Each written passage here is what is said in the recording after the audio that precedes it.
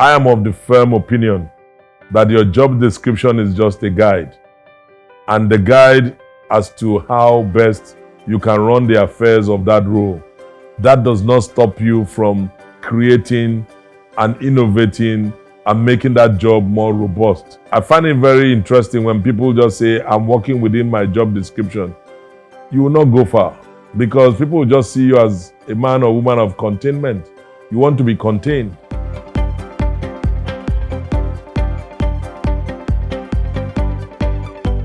What do most employers look for when they are considering someone for promotion?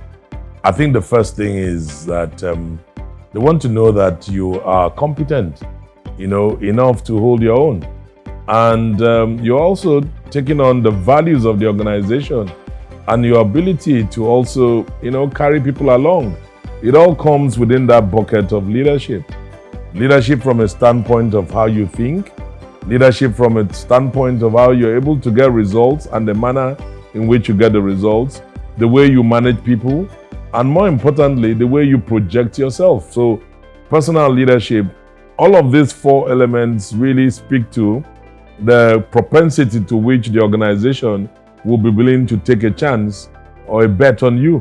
Now, most people fail on most of this. Sometimes people don't imagine what thought leadership can do. And that's why I talked about visibility.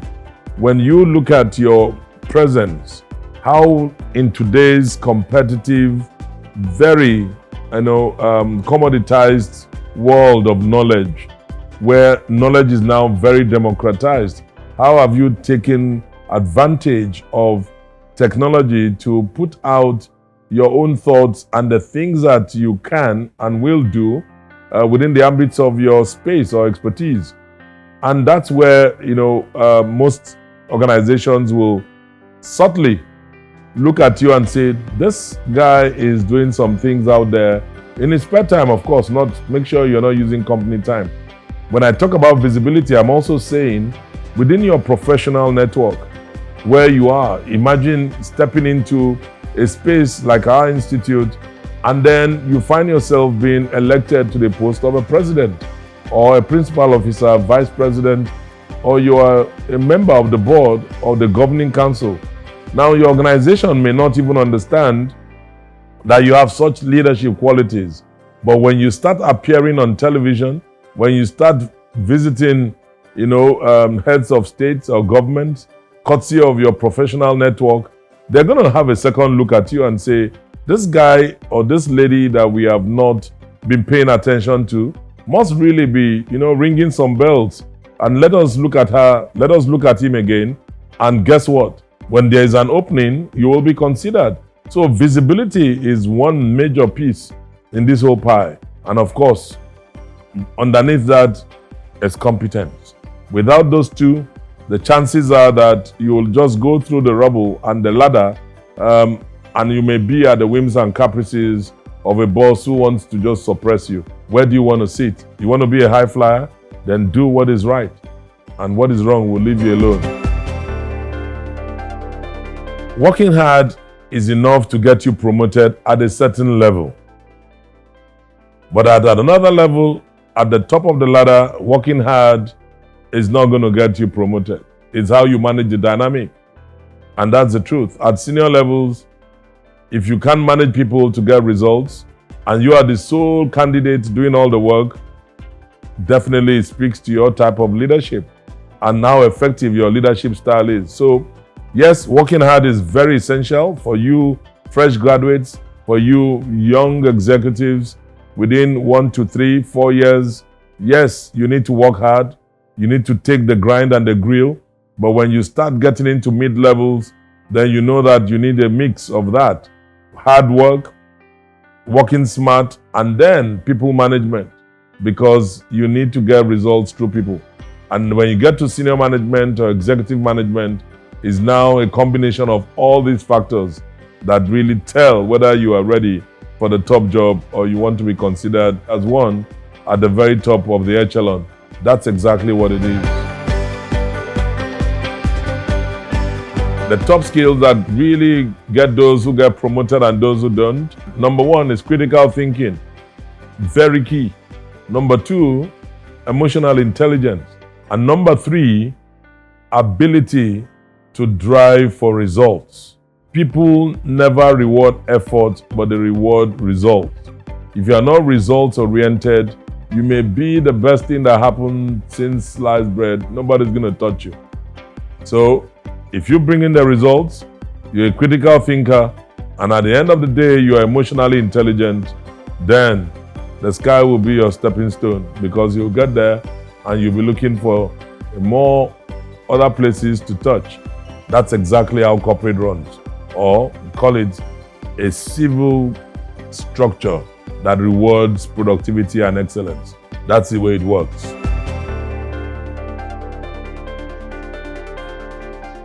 I am of the firm opinion that your job description is just a guide, and the guide as to how best you can run the affairs of that role. That does not stop you from creating and innovating and making that job more robust. You know, I find it very interesting when people just say, I'm working within my job description. You will not go far, because people will just see you as a man or woman of containment. You want to be contained. So I'm not asking you to scope creep. And what that means is get into other people's spaces. What I'm asking you to do is to innovate within your own role and make the best of that role. There are certain aspects of your job description that you can bring and will come alive. Let me give you a practical example. If your job is classified as job class 11 and you're expected to do X, Y, Z, an individual can come into a job class 11 and bring that job so much into the context of management that the next time they'll be looking at the scope of that role, they'll look at what that role has brought to the table vis-a-vis what it was thought would be, and the next thing is they're going to go for job evaluation. And when they evaluate that job, it may now be seen that this job has been underrated, underestimated, and it can move it from a job class 11 to a job class 13.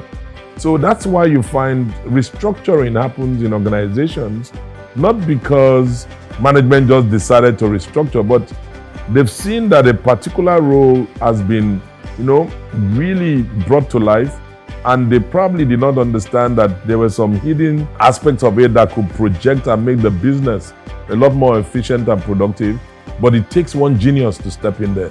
You could be that genius, and stop boxing yourself within this job description world. This is my job description. I don't want to go outside of this. That means you don't want to be promoted. That means you don't want to be seen. That means you're not ready for a certain level of leadership. That also tells me that you are a maintenance manager. You are not a growth leader. Growth leaders expand their horizon, and do one thing, they bring people along on the journey. And guess what? You will be noticed. And once you are noticed, you are a candidate for the next level, possibly 2 levels ahead. So, what are you waiting for? Just go do it. There are several ways to it. Number 1, make your manager your friend. How can the manager be your friend? By being a strategic partner. I'll give you a practical example. Most of my bosses in my career have been fantastic. I mean, if I take Guinness, for instance, I had my former boss, who is late now, Ekunife Okoli. He was my boss, but he was my friend. I have Mr. Akin Ayileka, who also was there. Mr. Ayileka, great boss, but also a friend. Now, by the time I moved to the Coca-Cola company, I found a man who is today a Trojan in the industry. I'm talking about Otumba Sheni Adetu. That's my boss. But I can also tell you that he's my friend.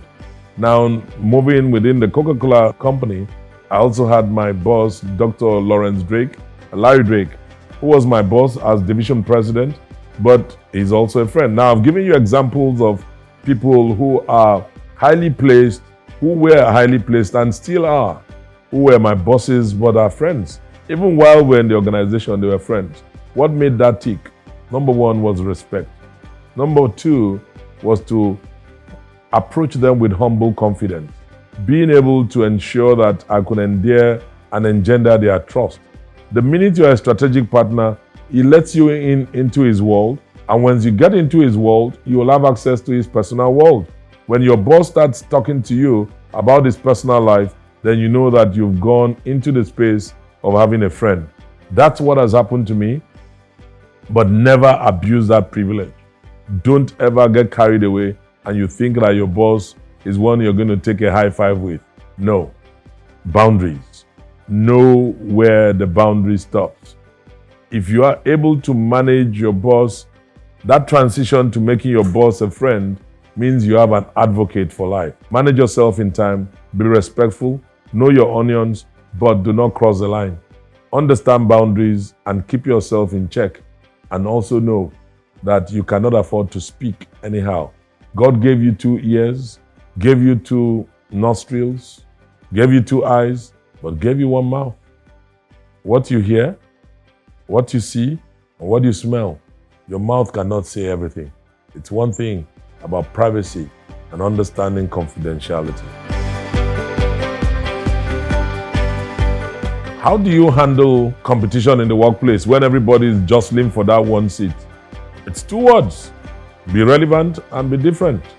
And relevance and differentiation is very key. How am I relevant? Is how I carry myself and I am truly working towards delivering the goods. Now, if you're relevant, you'll be a target for sabotage. People are going to sabotage you. There'll be a lot of mudslinging. Expect that people will throw mud at you, but this is the attitude I would take if I were you. If mud is being thrown at you, you need to be patient because mud will dry up. And when it dries up, simply just remove the flakes. Do not try to wash the mud when it has been flung on you. You're going to stain your garment.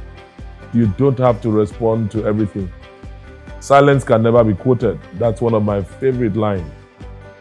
When you are going through that persecution, as long as you know that you're sitting on the right side of the fence, that you haven't done any wrong thing, stay. Vindication will come. Now, that's what you get when you're relevant. Now, when you're different, there'll be all kinds of things being thrown at you. But differentiation here means, number 1, be assertive. Assertive means that you are able to provide thought leadership in situations where other people are either dormant or they do not want to speak, or the elephant in the room is such that everybody wants to cover their heads and say, I don't want to be the one to be seen to be political.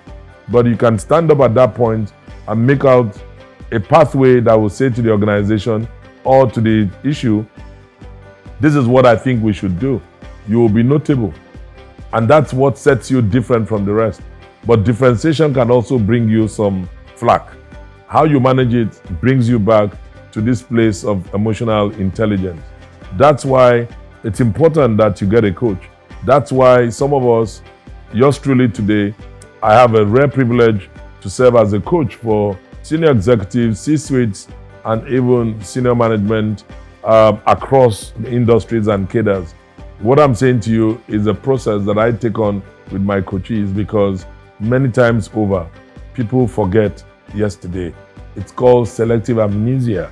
If you don't know what you need to do, people will always give you what to do. So, what's the choice you're making? It's all in your hands. As a professional, is it okay for your manager to assist you or you want to be the one to ask for a promotion? It's not in your place, to be honest. I'll say to you, some of you are probably in a place where you think you are so much, you're better than your boss. There's a chip on your shoulder. You need to cut it off. The system has a process. But if you work in a company where there isn't a process for promotions or performance management, that's where the challenge is. Then it means you are working in an organization where what I want to say now may not be so nice, but it's an all-comers game. Anywhere belle face, as they would say. If you work in a proper organization, there will be processes and there will be people that are mapped to follow through this process because there's a structure in play. If there isn't such, it means that there isn't performance management, a system, also that the culture of the place is about one man, and it could be the owner mentality. What you need to do is ask yourself, do I belong here? The answer is yours to make. If you say yes, then stay. If you say no, you know what steps to take. Mine is to just lead you on the path where you probably get greener pasture. What are the practical steps you can take towards your next promotion? I think in the course of this video, I've elucidated a few of them. The first thing I'm going to tell you is oil your network. Oil your network. If you don't oil your network, you probably will not be able to walk through it. Again, for emphasis, talking about your personal network, your professional network, your strategic network, and your organizational network. You need to oil all those four. 4/4 puts you in good stead. Number 2, you need to have a clear sense of where you are heading. You need to understand what you want out of life, and it means that you must have a purpose-driven life. What is a purpose or legacy-driven life? I should qualify it. A legacy-driven life is about you, it's about your family, it's about your career, it's about your community, whether professional or nation, and more importantly, is how you handle all of these. So, putting all of it in a basket, you'll be saying to yourself, how do I truly make a mark in this world that I have come through? It means that you must have a sense of that future, and that future is now. A lot of people talk about it's a new year. Many people are setting goals, but I believe that you can create your vision board. Vision board has elements. It can be spiritual. It can be around finance, it can be around family, it can be around your career. It can be about several elements. So what is your clear mental picture of that future? Then you can have something you can walk to. When you do that, I can assure you that you'll be on the pathway of excellence. And when you get there, how do you know that you've arrived? You must have a clear sense of measurement. Could it be feedback? Could it be resources? Could be whatever you define it to be. But without measurement, you can't tell if you're making progress or not. So, evaluation is the engine of progress. That is a must do. And if you do it, you'll be fine. Take care.